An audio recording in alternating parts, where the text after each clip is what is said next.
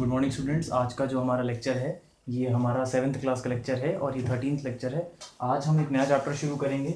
ये जो चैप्टर है ये आपकी बुक में है चैप्टर नंबर 3 और ये चैप्टर है डेसिमल्स। हमने जो पिछला चैप्टर था वो था फ्रैक्शंस। सो हमने पिछले चैप्टर में फ्रैक्शंस के बारे में पढ़ा था। ये उसके आगे का नेक्स्ट टॉपिक है। ये एक नया चैप्टर है, चैप्टर नंबर 3 डेसिमल्स। तो सबसे पहली बात कि डेसिमल क्या होता है। जैसे कि अब हमारे पास एक नंबर है 3/10। सो ये 3/10 एक रैशनल नंबर है जो कि आपको एक p/q के फॉर्म में है। सो ये हो गया एक रैशनल नंबर। तो ये जो 3/10 है इसके बीच में एक लाइन है। सो ये लाइन रिप्रेजेंट करती है डिवीजन, यानी कि 3 और 10 जो है ये अभी डिवीजन में है। अगर हम इसको डिवाइड कर दें सो जो आंसर आएगा वो क्या होगा, एक इसका जो आंसर आएगा वो आएगा 0.3।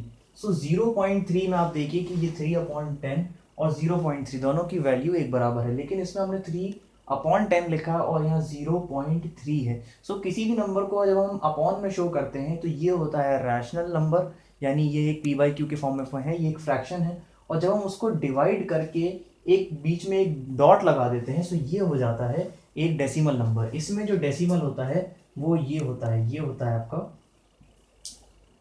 डेसिमल। ये जो आपको एक यहाँ पे एक छोटा सा एक बिंदु दिख रहा है इसको हम कहते हैं डेसिमल। हमने इसको डिवाइड किया तो डिवाइड करने पे आ गया 0.3, यानी कि अब इसमें हमको नीचे कुछ नहीं लिखना पड़ेगा। सो ये जो फॉर्म होता है ये होता है डेसिमल नंबर। सो ये जो होता है जिसको हम कहते हैं डेसिमल और ये होता है फ्रैक्शन। सो ये बेसिक सा डिफरेंस होता है फ्रैक्शन और एक डेसिमल नंबर में। अब पहला एग्जांपल हो गया हमारा कि 3/10 जिसको हम लिख सकते हैं कि 0.3। तो 0.3 जो हो गया ये हो गया एक डेसिमल नंबर। और जो हमारे एग्जांपल्स हैं इसमें वो एग्जांपल्स हमारे हो जाएंगे जैसे कि मान के चलिए आपकी अगला एग्जांपल है 6/10। इसको हमको कन्वर्ट करना है रैशनल नंबर से एक डेसिमल नंबर में। तो जब हम इसको डिवाइड करेंगे तो इसका आंसर आ जाएगा 0.6। सो ये हो गया हमारा डेसिमल नंबर। अगला नंबर जैसे कि हमारे पास है 43/10। सो 43/10 भी एक रैशनल नंबर होगी। इसको डेसिमल में हम करेंगे, इसका आंसर आएगा 4.3। सो ये हो गया हमारा डेसिमल नंबर। सो इसी तरीके से हम इसको डिवाइड करते हैं। अब आप एक बात देखिए यहाँ पे कि हमारे पास यहाँ पे एक ही जीरो है। सो इसको हम जिन भी नंबर को डिवाइड कर रहे हैं यहाँ पे हमारे पास सिर्फ टेंस हैं, ये सारे नंबर टेंस में। तो अब आप याद रखिए कि इसको जो डिवाइड करने का जो सबसे सिंपल सा तरीका है वो आपको ये देखना है कि यहाँ पे कितने जीरोज हैं। यहाँ पे एक जीरो है तो आप एक नंबर के बाद यहाँ पॉइंट लगा दीजिए। जैसे कि एक एग्जांपल हम लेते हैं जैसे कि 7/10। सो 7/10 में जो ऊपर न्यूमरेटर है वो है 7। सो आप सबसे पहले 7 को लिख दीजिए। जब आपने देखा कि नीचे 10 है, जब नीचे 10 हो तो आप इसको 7 यहाँ लिख दिया आपने।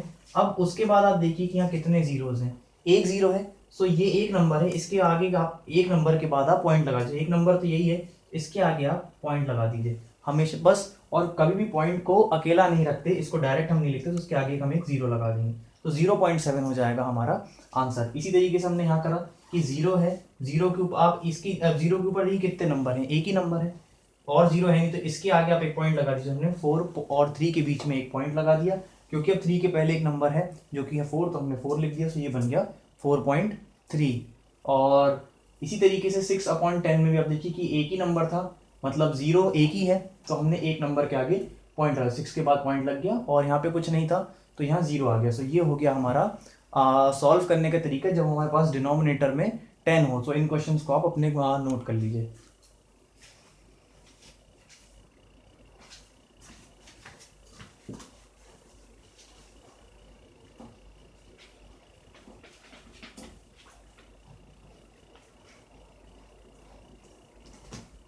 नेक्स्ट एग्जांपल आते हैं जिसमें कि हमारे पास डिवीजन के लिए 100 हो। जैसे कि पहला एग्जांपल है 96/100। अब यहाँ पे पिछले क्वेश्चनों में हमने देखा था कि हमारे पास बेस में जो था, नीचे जो डिनोमिनेटर था उसमें हमारे पास था 10, लेकिन यहाँ पे हमारे पास है 100। सो 100 में आप देखिए कि हमारे पास यहाँ पे 2 जीरो है। हमेशा जितने जीरो होंगे उसके बाद पॉइंट लगेगा। तो यहाँ 2 जीरो हैं तो पॉइंट भी पीछे से 2 नंबर के बाद लगेगा। अब यहाँ पे जो ऊपर जो नंबर हम सबसे पहले लिख लेते हैं 6 और 9। अब देखिए कि दो नंबर कहते हैं, एक और दूसरा ये, इसके आगे पॉइंट लग जाएगा, यानी यहाँ पॉइंट लग जाएगा, तो हम यहाँ पे एक पॉइंट लगा देते हैं। और इसके बाद यहाँ पे कुछ नहीं है तो हमने एक 0 लगा दिया, तो 0.96 हो गया इस क्वेश्चन का सॉल्यूशन। दूसरा नंबर है जैसे कि 3/100। तो 3/100 को हम कैसे करेंगे कि यहाँ पे आप देखिए कि 0 कितने हैं, 2। अब सबसे पहले तो हमने यहाँ पे 3 लिख दिया, अब 2 के बाद पॉइंट लगेगा, तो इस 3 के आगे तो ये तो एक ही नंबर हुआ, इसके आगे कुछ नहीं है तो हम इसके आगे एक लगा देंगे, एक 0। जहाँ कुछ नहीं होगा वहाँ हम एक लगा देंगे 0।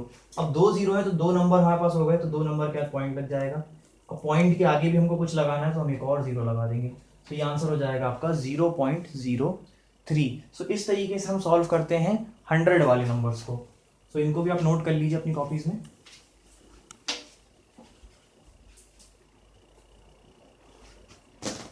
नेक्स्ट आता है 1000 के लिए। जैसे कि अब मान के चलिए कि हमारे पास कोई एक नंबर है 483/1000।